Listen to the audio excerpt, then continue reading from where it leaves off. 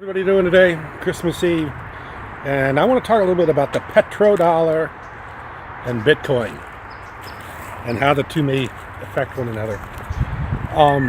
The petrodollar is basically what happened was in 1933 Roosevelt took the United States off the gold standard, and the way that worked was I remember my granddad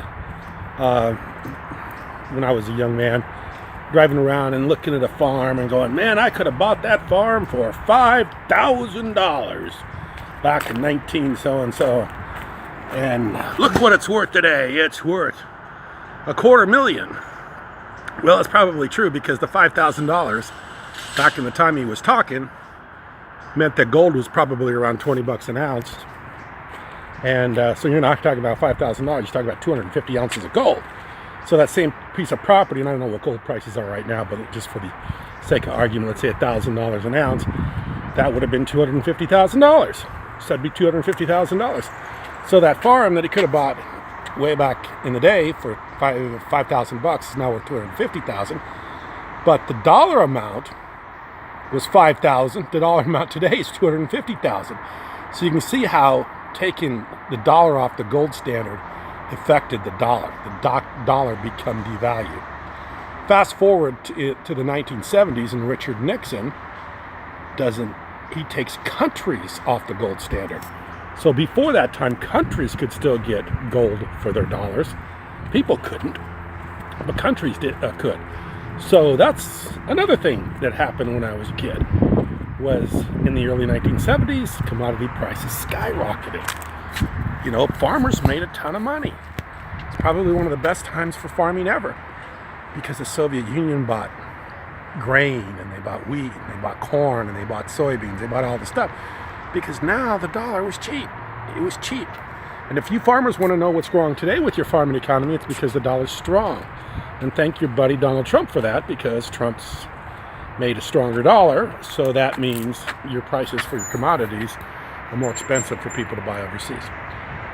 So now we've got the deflated dollar, and we have to come up with a way in order to keep the dollar somewhat desirable. So Henry Kissinger goes to Saudi Arabia, says, Saudi Arabia, please take only dollars for your oil. If you do that, then we're going to support you militarily, we're going to give you money, we're going to help you develop your gold or your resources, your oil. So they did. They made a deal. Henry Kissinger made a deal with Saudi Arabia saying, look, only dollars for oil, only dollars for oil, which meant all the countries of the world needed to have dollars in order to buy oil, in order to have industry.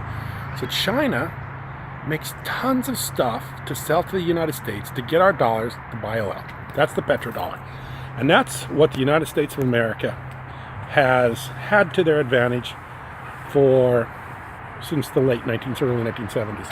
That's why Nikki Haley can go to the United Nations, and basically when Trump wants to move the embassy from Tel Aviv to Jerusalem, and all these countries vote against her, or vote against Trump, or vote against doing that, Nikki Haley can get up in front of the whole United Nations and say, fuck you, and we're taking names. Because the United States gives tons of money to these countries, in just basically giveaways. So they have these dollars, so everybody trades with the dollars. So they're giving them worthless dollars, so they can transact in them. So our country has the reserve currency, so everybody's got to hold our dollars, which means that's basically, you know, our means of contributing to the world is by having the dollar and the military. So the dollars have been inflated to the point that they're worth nothing, but we give them away to other countries so that they trade in our dollars. They have to hold our dollars, and that way they can buy oil and that whole thing. Now in comes the not the petrodollar anymore, but in comes cryptocurrencies, Bitcoin. And Bitcoin, the main thing about Bitcoin is it doesn't need a third party to transact. Bitcoin matches a buyer and a seller in something called a blockchain, which is a transaction, and it has the buyer somewhere in the universe and it has the seller somewhere in the universe, and those two transact, and they're able to transact a means of exchange without a third party, without a bank, without a government, without a, whatever else you can transact it. And they're able to cut out the middleman. That's basically in what the cryptocurrency is about. Bitcoin is about cutting out the middleman and being a digital currency. So the way Bitcoin works is that like let's say, take it for instance, gold. Gold has value because there's a work product involved. You got to go out and mine it. You got to get into the ground. You got to dig it. If you ever watch some of these shows where they have to go out in Alaska and mine gold, you see how expensive it is. They spend almost as much in diesel fuel as it takes in order to get the gold out of the ground. That's why it has value, because it's a work product involved with getting it out of the ground. Well, it's the same thing with the cryptocurrency, with Bitcoin. There's a work product involved when two people transact a transaction, somebody has to keep track of that. So same thing with gold. It's called mining. It's mining. There's a work product involved. There's computing power involved in that transaction that somebody has to keep track of. And for keeping track of that, you get a little bit of Bitcoin. And that's how Bitcoin has value, by the transactability of the transaction that took place in order for this transaction to be, stored or created or something like that, which is the open ledger, open source, all that stuff. So there is a work product behind it. So there's value behind Bitcoin. So it's not just digital currency. There's actual value behind it. Actual money was spent in order to develop it, to get it, to have it in your to ownership of it. And I think McAfee was saying that McAfee, the guy that had the anti-software stuff, or the antivirus software, says he thinks it's almost like $1,000 worth of computing power just to make you have a Bitcoin. So there's a lot of computing power going on just to get a Bitcoin. And so there is value involved with Bitcoin, just like there's value involved with gold. So now Bitcoin becomes the preferable medium of exchange throughout the world and not the dollar. So how does that all play out for the United States? Does the Bitcoin now become the way everybody transacts? We don't need about dollar anymore. Nikki Haley can't get up in front of the UN Council and say, fuck you, we're taking names, because we're not going to give you any more of our worthless dollars. So the countries of the world may just say, fuck the dollar, and transact everything in Bitcoin. It's been going that direction for a while. The Soviet Union wants to get rid of the dollar as the world currency. China wants to get rid of the dollar as the world currency. Now you have this way of transacting money, or transacting on the internet, digital money, making transactions without using dollars, or without using yen, or without using rupees, or whatever else you can come up with. You can do it digitally online by using cryptocurrencies. So this is something that I think is very interesting, and something I don't think many people have even considered or thought of, is how digital currencies are going to affect money that's transacted, or currencies today, world reserve currencies like the US dollar. So all this stuff's very interesting. I think that Bitcoin probably, the value of Bitcoin is probably not even started as far as how far it's going to go up. I could see Bitcoin at $100,000, $150,000, $200,000 real easy.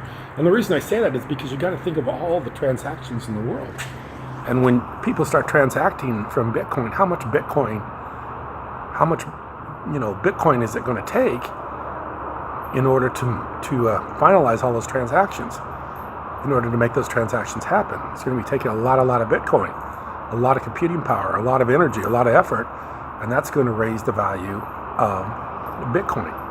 But Bitcoin really is one of about 1,000 cryptocurrencies. I think there's over 1,000 cryptocurrencies now.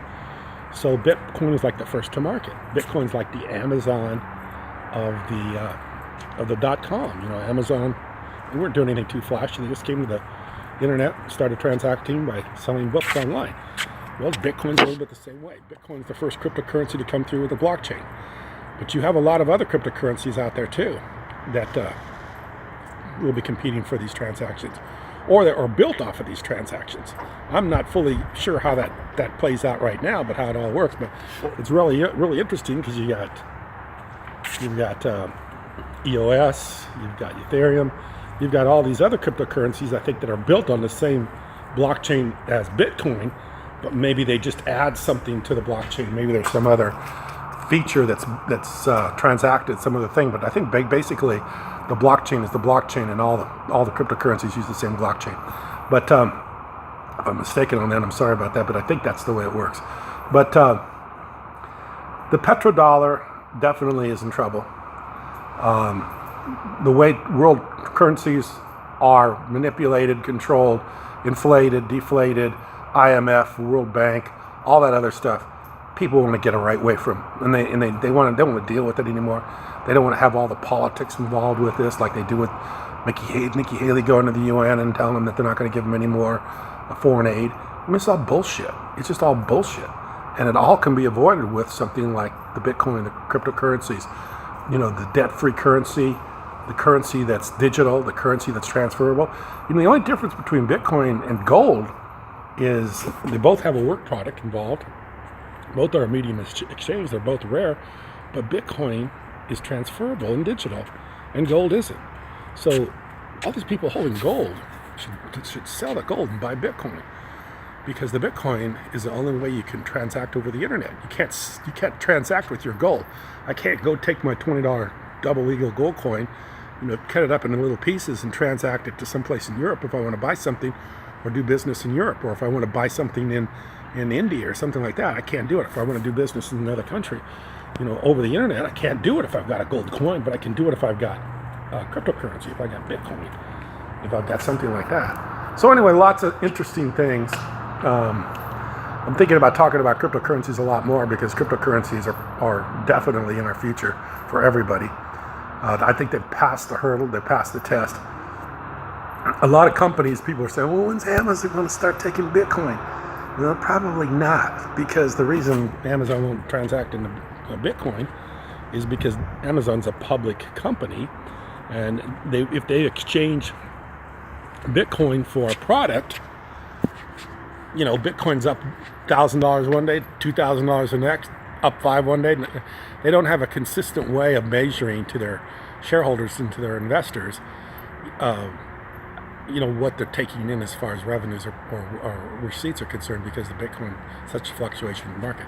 So I doubt if you're going to see any major corporations taking Bitcoin, but you're going to see a lot of smaller businesses take Bitcoin. A lot of people I see taking Bitcoin online. And once you start to see, companies taking Bitcoin for their services or for whatever they're selling, that means Bitcoin has cleared the hurdle, and that's already happening. So Bitcoin has cleared the hurdle, and it is going to continue to grow. So anyway, I'm going to talk a lot more about the cryptocurrencies and Bitcoin and all this stuff, because it's been so profitable for a lot of people, including myself, including my son. I mean, we were buying cryptos clear back when it was a few $100s a Bitcoin. So you can see where it's at now. So anyway, I appreciate you watching. Thank you.